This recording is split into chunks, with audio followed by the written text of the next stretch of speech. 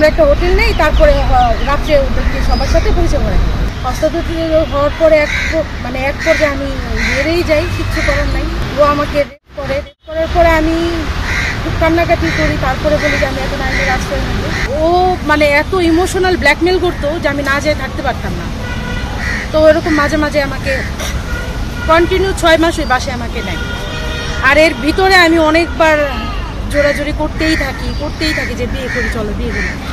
ওর সাথে 4 বছর ধরে বন্ধুত্ব, 1 বছর ধরে রিলেশনশিপে আসার পরেও আমাকে লাস্ট পর্যায়ে বলে বিয়ে করবে না। আমি মাঝখান দিয়ে প্রেগনেন্ট হয়ে যাই, আমার বাচ্চাটা চলে বলে কৌশলে নষ্ট করায়।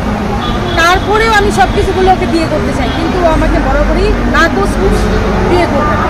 আমি যার কথা বলতেছি তার নাম হচ্ছে রেজাউল করিম। সে সিরাজগঞ্জ থাকে, বেলকুচিতে।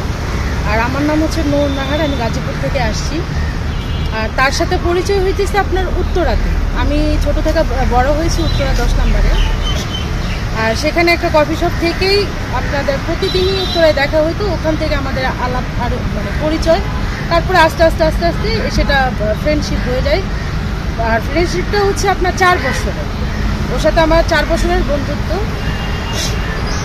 ও আমার বিষয়ে অনেক যাচাই বাছাই করছে। আমি হচ্ছে আপনার খুব ভ্রমণ প্রিয়সী একজন মানুষ। আমি সবসময় খুব ঘোরাফেরা করি, বাট আমার ফ্যামিলির সাথে, আমার ভাই বোনদের সাথে আমি ঘোরাফেরা করি। এগুলোও ফলো করার পরে ও আমাকে প্রচুর পরিমাণের অফার করছে, চলো কক্সে যাই, অমুক জায়গায় যাই, তমুক জায়গায় যাই। বাট আমি রাজি হইনি, আর কারণ আমার ফ্যামিলি আদার্স কারোর সাথে যাওয়া এটা অ্যালাউ করে না। তো এরকম 4 বছর যখন ফ্রেন্ডশিপ হয়ে যায়, তখন একটা মানুষের প্রতি বিশ্বাস কিন্তু এমনি চলে আসে। তো আস্তে আস্তে আমি ওরা বিশ্বাস করে ফেলছিলাম। বিশ্বাস করার পরে ও আমাকে অনেকবার বলছে চলো ঘুরতে যাই, বাট ওর সাথে যে আমি যাব সেটা আমি বিশ্বাস করি না, যে একটা ছেলের সাথে একটা মেয়ে যাবে, এটা খারাপ দেখায়। আমি অনেকবার টিকিট কাটছে, আমি যাইনি ওর সাথে। বাট একদিন ও প্ল্যান করে, এটা আমি পরে বুঝতে পারি ওর প্ল্যানটা। ও প্ল্যান করে যে আপনার আমাকে বলে যে আমরা ও অফিসে জব করে, আমি কোনো জব করিনি। ও অফিসের ট্যুরের কথা বলে আমাকে বলছে অনেক কলিগরা যাবে, কলিগের ওয়াইফরা যাবে, তাহলে চলো আমাদের সাথে চলো। পরে আমি বলছি অনেক মানুষ যেহেতু যাবে, অনেক বছর ধরে যেহেতু বলতেছে, তাহলে এবার যাওয়াই যায়, যেহেতু অনেক মানুষ যাবে, উভয় নারী পুরুষ সবাই মিলে যখন যেতে যায়। তো আমি এটাই রাজি হয়ে আমি তারপরে ওর সাথে গত বছর অক্টোবর মাসের আপনার 16 তারিখে রাতের বেলা 16-17 এরকম হবে, 16 তারিখে, হ্যাঁ, রাত্রেবেলা টিকিট করে আমি আবদুল্লাপুরে যাই। আবদুল্লাপুরে যাওয়ার পরে দেখি ওর একটা ফ্রেন্ড আছে, আর ফ্রেন্ডের ওয়াইফ আছে। বাট ও যে অফিস ট্যুরের কথা বললো সে বাসটা নাই। পরে আমি জিজ্ঞেস করলাম এটা তো অফিস ট্যুরের কথা বলছি, সেই বাসটা কোথায়? বলতেছে ওটা তো চলে গেছে, অফিসের অনেক মানুষ ছিল, জায়গা হয়নি। তো যেহেতু তুমি আসছো, আবার ভাবিকেও নিতেছি, তাহলে আমরা আলাদা কাউন্টার বাসে চলে যাই।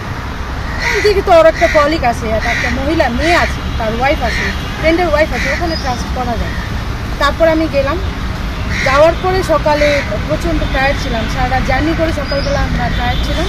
তারপরেও আমি বলছি যে অফিসের বাস কোথায়, হয়তো আইসা পড়ছি, হয়তো হোটেলে উঠে গেছে। তা আমরা একটা হোটেল নেই, তারপরে রাত্রে ওদেরকে সবার সাথে পরিচয় করে আমার কাছে।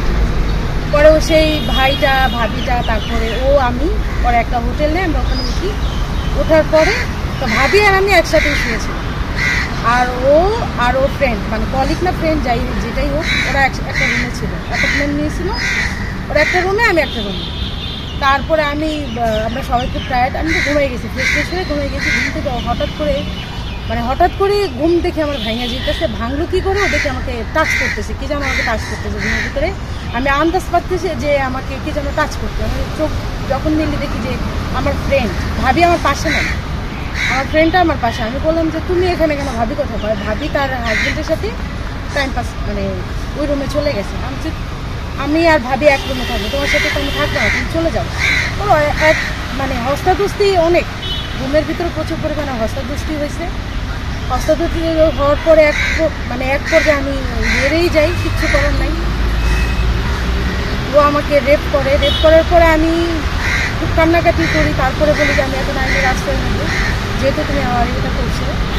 পরে বলতেছে দেখো যা হবার হয়েছে, তুমি আমাকে 4 বছর ধরে চিনি, আমি তোমাকে 4 বছর ধরে চিনি, তাহলে আমরা বিয়ে করলে সমস্যা করি, যেহেতু আমিও সিঙ্গেল আছি। আমি তো আমার মানে মাথায় কাজ করতেছিল না, হ্যাঁ বলবো না না বলবো। তারপর ডিসিশন এরকম অনেক আপনার অনেক জোরাজুরি করলো, অনেকবার বললো, হাত পায়ে ধরলো, কান্নাকাটি করলো যে মামলা করো, আমি তোমাকে 4 বছর ধরে পছন্দ করি, তাহলে আমরা বিয়ে করবো, সমস্যা নেই। তো বলার পরে মানে এক পর্যায়ে আমি হ্যাঁ বলে দিই, মানে রাজি হয়ে যাই যে ঠিক আছে। আমি বলছি তাহলে কি এখানে বিয়ে করবা? কয় না, আমরা ঢাকায় যাওয়ার পরে আমরা বিয়ে করবো।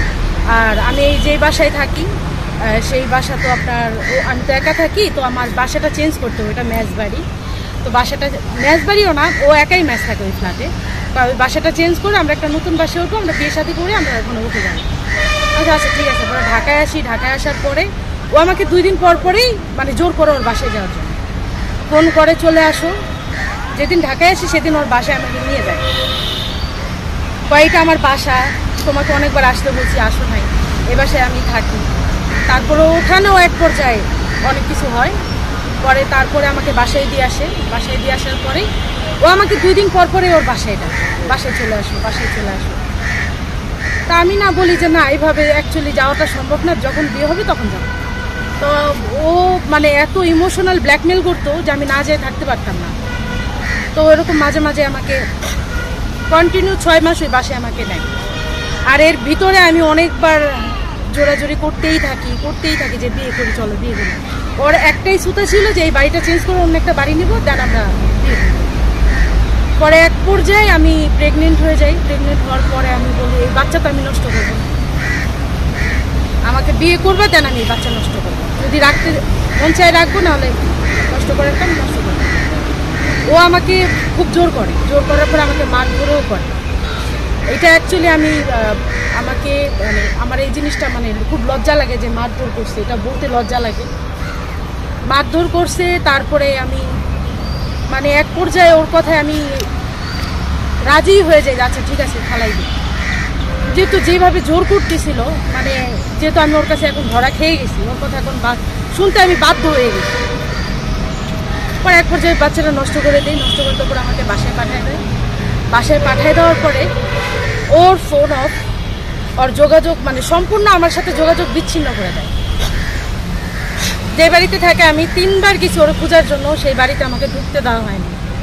আমাকে প্রচুর পরিমাণে, যে ম্যানেজার ছিল আমাকে প্রচুর মনে করবে গালাগালি করছে, গালাগালি করে আমাকে ওই বাসায় ঢুকতেই দেয় না। আপনাকে গালাগালি করবে ম্যানেজার ও বলে দিছে যে এই বাসায় আমি থাকি না বলবেন। আর মানে ও আরো কি কি যে বলছে ম্যানেজাররা আমি জানি না।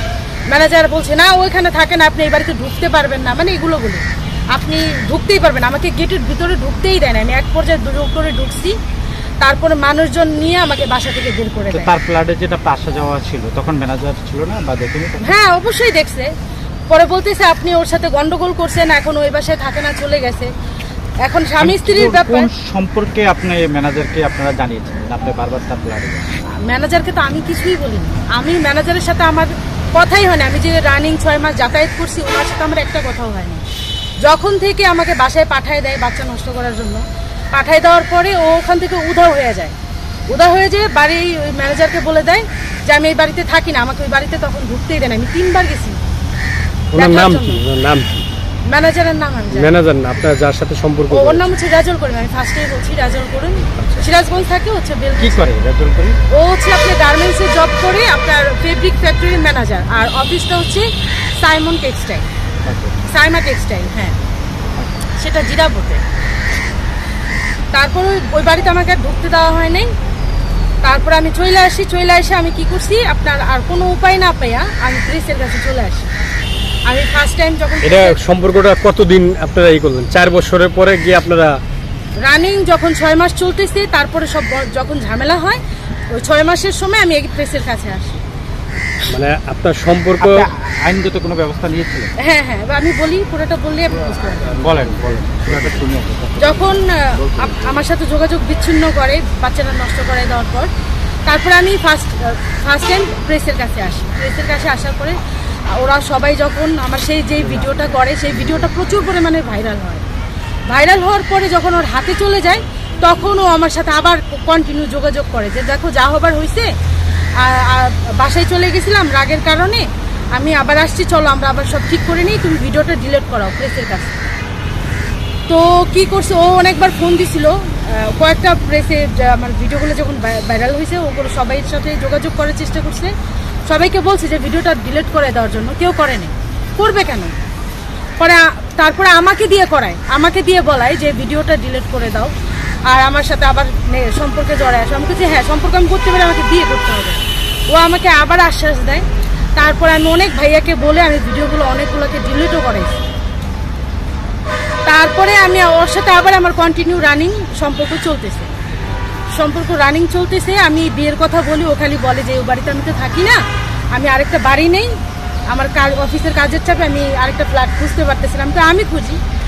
যাই হোক, তারপরে ও একই বারবার খালি আমাকে নাই করে যেতেছে। মানে দ্বিতীয়বারও আপনি কি ওই ফ্ল্যাটে আবার আসার জন্য? না, ওই ফ্ল্যাটে আমাকে উঠায়নি, আমাকে বিভিন্ন জায়গায় নিয়ে গেছে। আপনিও যাচ্ছেন? হ্যাঁ, আমি তো ধরা খেয়ে গেছি। ও তো আমাকে আশ্বাস দিচ্ছে বিয়ের জন্য। আমি যেহেতু একটা অকারেন্স হয়ে গেছে, সেখানে তো আমার অন্য কোনো ইন্টেনশন থাকে না। তখন অপশন এইটাই থাকে যে না, অন্তত বিয়ে করুক, তারপরে যা হবার হবে। তারপরে কন্টিনিউ বিভিন্ন জায়গায় আমাকে নিয়ে যাওয়া শুরু করলো। তারপরে আমি ওকে বিয়ের কথা বরাবরই বলি, ও আমাকে এড়িয়ে যাইতেছে, মানে সময় নিচ্ছে। এখন আপনারাই বলেন, এখন আমি যে মামলা করছি, এখন তো বিয়ে করতে চাই, এখন তো আমি বিয়ে করবো না, আমি তো এখনো সাজা চাচ্ছি। আমি তো এখন বিয়ে করবো না, ওর ফ্রেন্ডকে দিয়ে বলাইতেছি সবকিছু মিটমাট করো, মামলা তুলে না, আমি তো মামলা তুলবো না। এখন আমি তো ওকে বিয়ে করবো না, আমি সাজা চাই।